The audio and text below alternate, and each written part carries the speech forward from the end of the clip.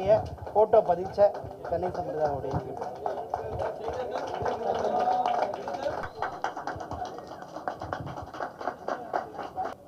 IPhone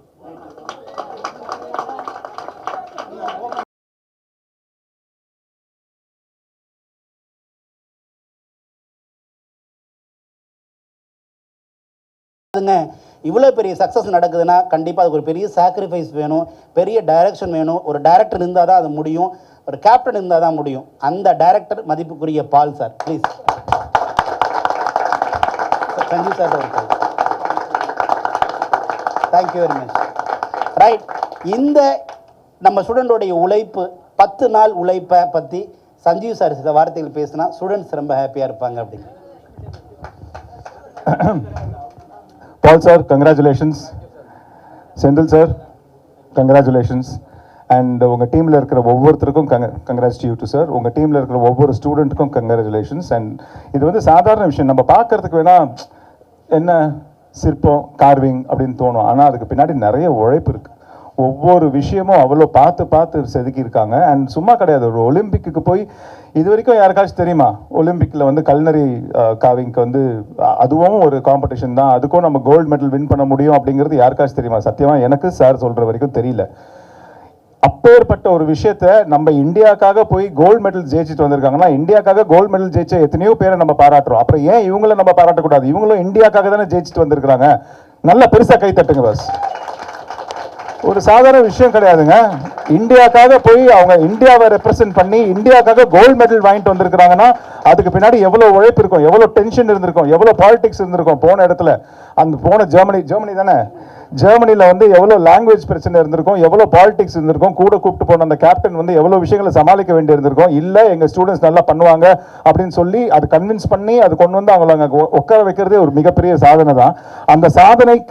அந்த சாதனையை வீணாக்காம நம்ம ஸ்டூடெண்ட்ஸ் வந்து அதை வந்து கம்ப்ளீட் எஃபர்ட் போட்டு அதை ஃப்ரூட்ஃபுல்லாக கொண்டு வரணுங்கிறதுக்காக கோல்டு மெடல் வாங்கியிருக்காங்கன்னா அது உண்மையிலேயே மனசார நான் சொல்றேன், அது ரொம்ப பாராட்ட வேண்டிய ஒரு விஷயம். ஏன்னா அது இந்தியாவுக்காக வாங்கின ஒரு கோல்டு மெடல். இதே வந்து ஒரு அத்லீட்டோ ஒரு ஹை ஜம்ப்லயோ ஒரு லாங் ஜம்ப்லயோ இல்லை வேற ஏதாச்சும் ஒரு கேம் டென்னிஸ்லயோ இதுல ஒரு கேம்ல வந்து கோல்டு மெடல் வாங்கி தான் நம்ம பேப்பர்ல நியூஸ்ல எல்லாத்துலயும் போட்டு பெரிய விஷயம் ஆக்கியிருப்பாங்க, அது ஒரு பெரிய ஆர்டிகல் ஆக்கியிருப்பாங்க. ஆனால் கல்னரி காப்பிங்ல மட்டும் அது ஏன் அப்படி ரெகக்னைஸ் பண்ணல, அது ஏன் அப்படி பண்ணல அப்படிங்கிறது எனக்கு தெரியல. ஆனா இப்போ அந்த பொறுப்பு உங்க எல்லார்கிட்டயும் இருக்கு. ஏன்னா கம்ப்ளீட் பிரஸ் எனக்கு தெரிஞ்ச வரைக்கும் தெரிஞ்ச முகங்கள் நிறைய பேர் இருக்கீங்க, எல்லாருமே இங்க தான் இருக்கீங்க. நீங்க நினைச்சால் முடியும்.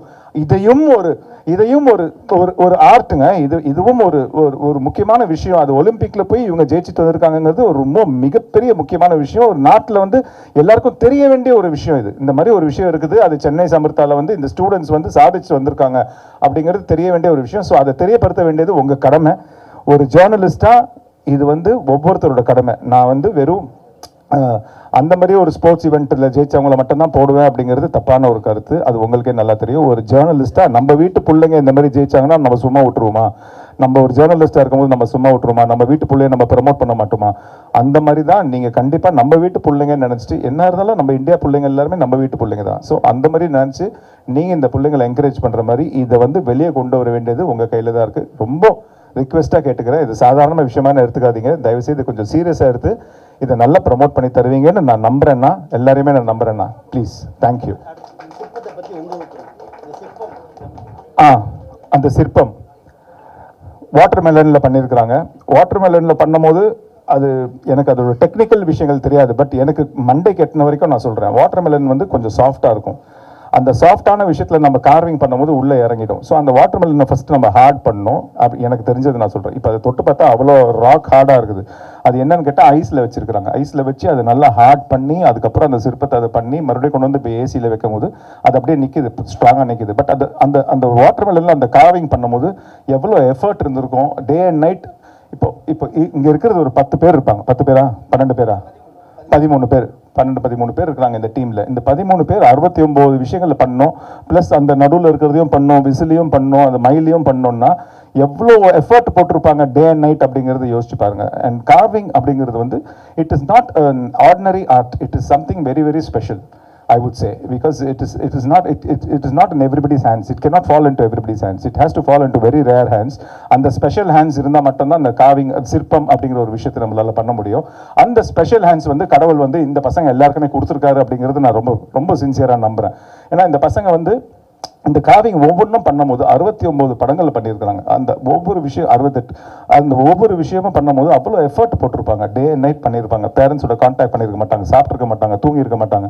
ஸோ இது எல்லாமே நம்ம மைண்டில் வச்சுக்கணும். அது வந்து சும்மா ஒரு சிற்பம், அது ஒரு கார்விங் அப்படின்னு பார்த்துட்டு விட்டுறத விட இதுக்கு பின்னாடி எவ்வளோ உழைப்பு இருக்குது அப்படிங்கிறது கொஞ்சம் நுணுக்கமாக யோசிச்சோம்னா நம்மளுக்கு தெரியும் அந்த பசங்க எவ்வளோ கஷ்டப்பட்டிருப்பாங்க. அந்த great effort guys, fantastic job.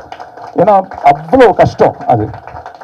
And சும்மா சாதாரணமாக ஒரு கார்விங்லேயும் வந்து அந்த படத்தோட பேரை மட்டும் அவங்க போடல. அந்த படத்தில் முதலமைச்சர் என்ன கெட்டப்பில் இருப்பாரோ அந்த கெட்டப்பை தான் அவங்க கார்விங்காக பண்ணியிருக்கிறாங்க. அது இன்னும் கஷ்டமான ஒரு விஷயம். ஏன்னா ஒவ்வொரு படத்துலையும் அவர் வேறு கெட்டப்பில் இருந்திருக்காரு.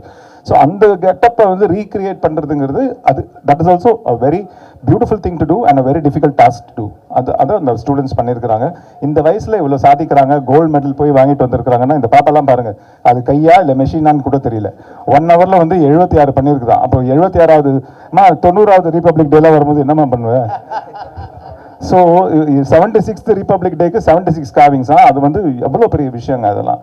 இந்த வயசில் அதெல்லாம் சாதிக்கிறது, இந்த வயசில் ஒரு கோல்டு மெடல் வாங்கிட்டு வந்திருக்காங்கன்னா அது எவ்வளோ ஒரு இந்தியா ஏஷியன் புக் ஆஃப் ரெக்கார்ட்ஸில் வந்து அவங்க பேர் வருதுன்னா இந்த சின்ன வயசில், இதோட சின்ன வயசுல தான் வந்திருக்காங்க. பட் இந்த குழந்தைக்கு அது ஒரு பெரிய சாதனை தானே. அந்த சாதனையை என்கரேஜ் பண்ண வேண்டியது நம்ம கையில் தான் இருக்குது. ஓகேங்களா? Thank you so much. Fantastic job. ஒரு சின்ன கேள்வி மட்டும் சஞ்சீவ் சார். ஆக்சுவலாக நான்லாம் படிக்கும்போது பார்த்தீங்கன்னா புரட்சி அப்படிங்கிறத நான் வந்து வரலாறில் படிச்சிருக்கேன். பகத்சிங் இந்த புரட்சியை பண்ணார், அந்த புரட்சி பண்ணாருன்னு. ஆனால் இன்னைக்கு ரியல் புரட்சி உலகத்தில் நாமெல்லாம் இருக்கோம். ஒரு மௌன புரட்சி. அதாவது என்னன்னு கேட்டிங்கனாக்க, லஞ்சம் இல்லாத, நினச்சே பார்க்க முடியாத, ரொம்ப டிரான்ஸ்பரண்டான ஒரு நிர்வாகத்தில் நம்ம இருக்கோம் அப்படின்னு நினைக்கும் போதே என்னமோ புல்லரிக்குது. அதை பார்க்கும்போதே என்னென்னு பார்த்தா, நீங்கள் சொன்ன மாதிரி முதல்வன் 2.0 சொன்னீங்க, நான் சர்க்கார் 2.0 அப்படிங்கிற மாதிரியே ஒரு ஃபீல் இருக்குது. இந்த மோமெண்ட் இப்போ எப்படி மாறி இருக்கு அப்படின்னு கேட்டிங்கன்னா, இந்தியா பூராமே இதை எதிர்பார்க்குறாங்க. இந்த நிர்வாகத்தை இந்தியா பூராம் இருக்கக்கூடிய ஒவ்வொருத்தரும் இது மாதிரி இருந்தால் நல்லா இருக்குமேன்றாங்க. இந்த மொமெண்ட்டை பற்றி உங்கள் ஒப்பீனியன்? இந்தியாவில் இருக்கிற ஒவ்வொருத்தரும் இதை என்ன ஆரம்பிச்சிட்டாங்க, இதை பற்றி உங்களுடைய சில சிந்தனை. சார், சிற்பம் திறக்கலாம் வாங்கன்னு சொல்லிட்டு என்ன மாட்டி விடுறீங்களா சார்? மாட்டியே விடலை சார், பயங்கரமான ஆளுங்க சார் இவங்க. Dangerous sir. எனக்கு பயமாக இருக்குது, ஒவ்வொரு வார்த்தை பேசுறதுக்கும் பயமாக இருக்கு. ஆனால் நான் வந்து நண்பனாக பேசலை, இப்போ வந்து தமிழ்நாடு பிரஜையாக பேசுகிறேன். அதான் நான் சொன்ன மாதிரி ஒவ்வொரு நாளும் நியூஸ் ஆன் பண்ணும்போது எனக்கு ஒரு ஒரு ஒரு ஒரு ஃபாஸ்ட் மூவிங் ஒரு கிராண்ட் ப்ரீ ரேஸ் பார்க்குற மாதிரி தான் இருக்குது. என்ன நடக்க போகுது அடுத்தது. ராத்திரியா என்ன நடந்துச்சு அன்னைக்கு, திடீர்னு காலையில் நியூஸை போடுறேன், ராத்திரியா கிட்டத்தட்ட எத்தனையோ பேர் பிடிச்சிருக்கிறாங்க. கேட்டால் அது வந்து சைலண்ட் ரேடா. அது வந்து யாருக்கிட்டுமே அனௌன்ஸ் பண்ணால் அவங்க எல்லாருமே ஷார்ப் ஆகிடுவாங்க அப்படிங்கிறதுக்காக எதுவுமே சொல்லாமல் கொள்ளாமல் திடீர்னு நைட்டில் வந்து ஒரு ரைடு.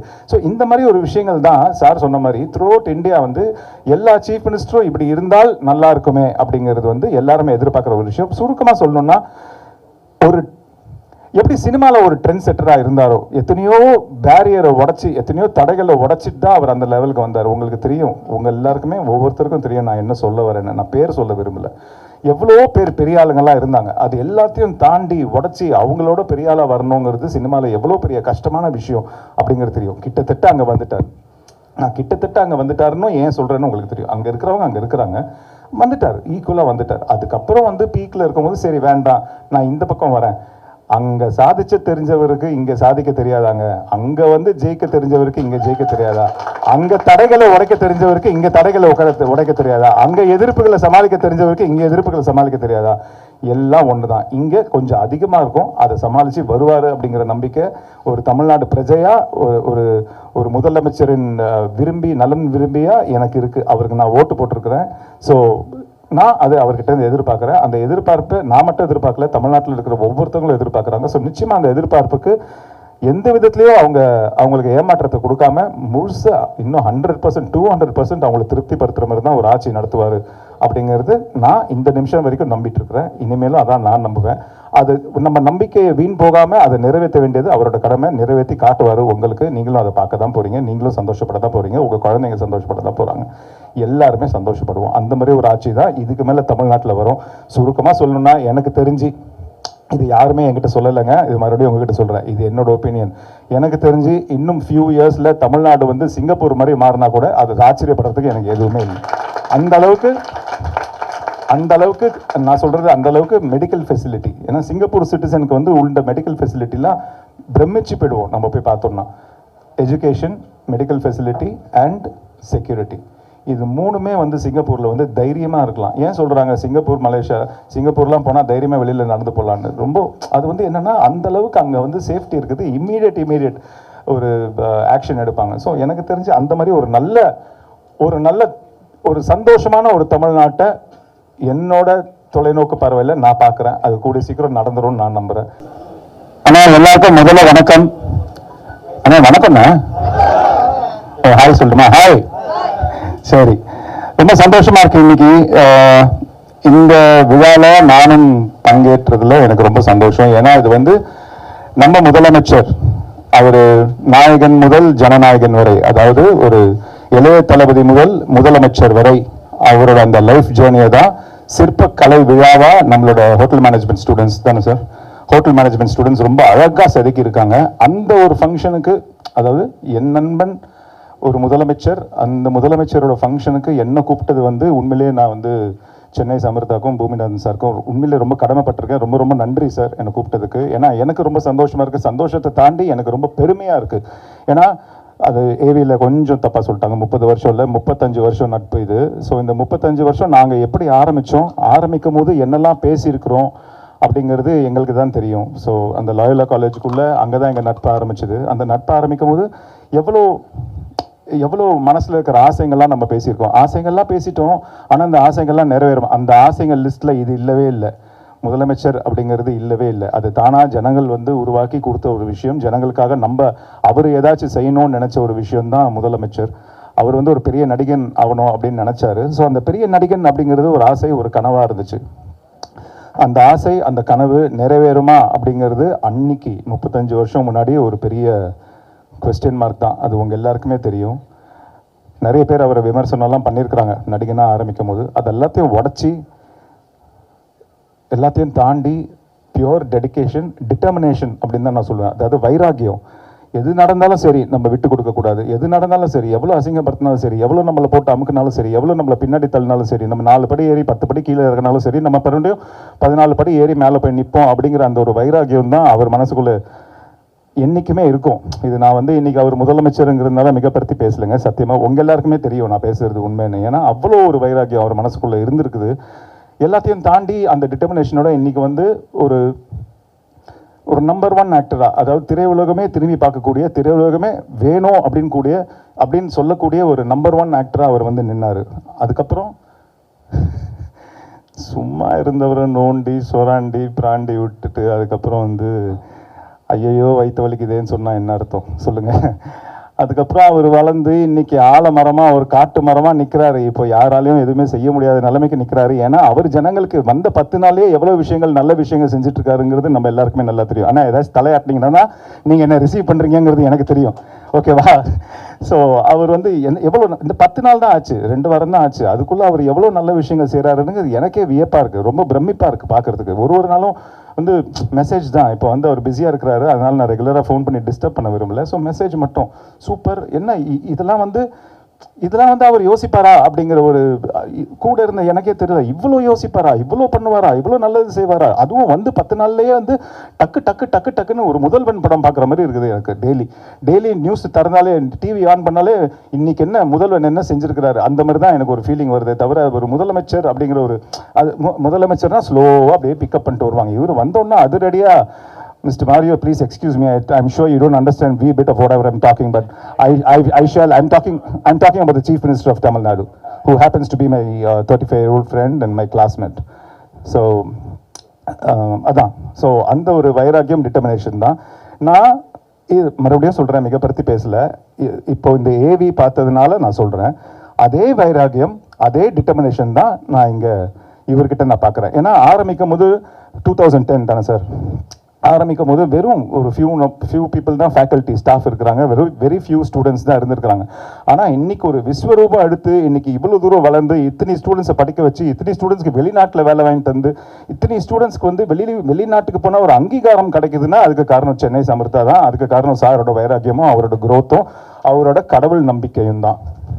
அந்த கடவுள் வந்து அவர் கூடவே இருக்கிறாருன்னு நான் நம்புகிறேன். ஏன்னா இத்தனை ஸ்டூடெண்ட்ஸை படிக்க வச்சு அந்த பெற்றவங்களோட கனவை அவர் நிறைவேற்றுறாருல்ல, அப்போ அந்த பெற்றவங்களோட பிளெஸ்ஸிங் எல்லாமே இங்கே வரும்ல. கண்டிப்பாக அது ரொம்ப முக்கியம் நம்ம வாழ்க்கையில். பெரியவங்களோட பிளெஸ்ஸிங்ஸுங்கிறது நம்ம வாழ்க்கையில் ரொம்ப ரொம்ப முக்கியம். நம்ம தான் பெரியவங்க, நம்மளை விட யார் பெரியவங்க நம்ம நினச்சிட்டோம்னா அன்றைக்கே நம்ம கீழே விழுந்துட்டோம்னு அர்த்தம். அது வந்து இப்போ சார் பெரிய ஆள் தான் சொசைட்டியில், நிறைய காலேஜ்லாம் வச்சுருக்கிறாரு, நிறைய ஸ்டூடெண்ட்ஸை படிக்க வைக்கிறாரு தான். ஆனால் அங்கே ஒரு சாதாரண ஒரு ஏழை பேரண்ட் வந்து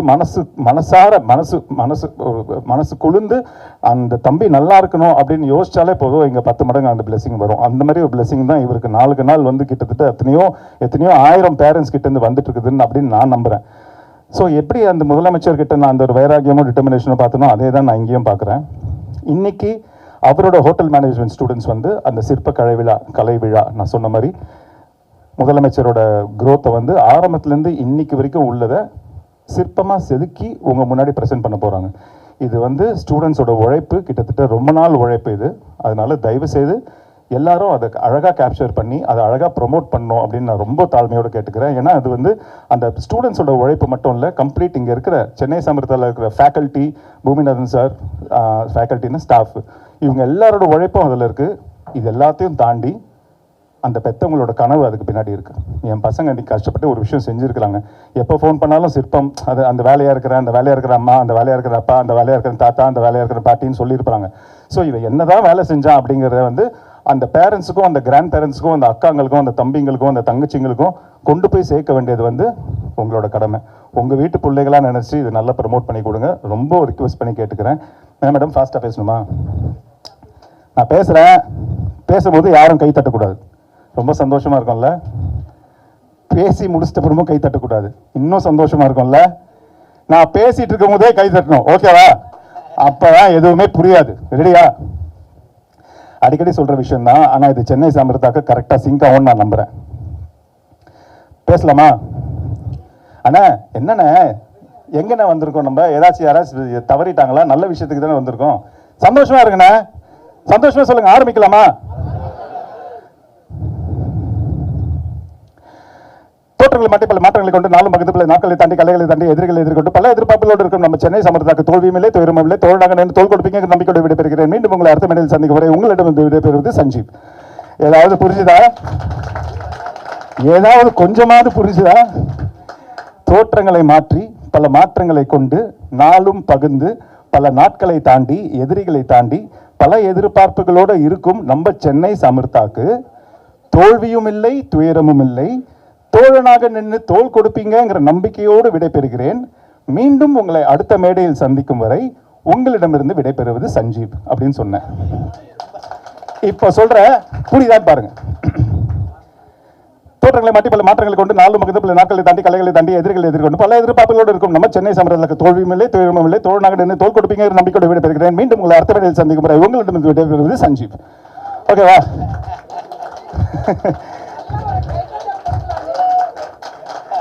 ஓகே, இப்போ டைம் நம்ம ஸ்டூடெண்ட்ஸோட உழைப்புக்கும் நம்ம ஸ்டூடெண்ட்ஸோட அந்த திறமைக்கும் அந்த ஸ்டூடெண்ட்ஸோட கற்பனை வளத்துக்கும் நம்ம பாராட்ட வேண்டிய நேரம் வந்துருச்சு. இதை வந்து நம்ம ஓப்பன் பண்ணலாம்.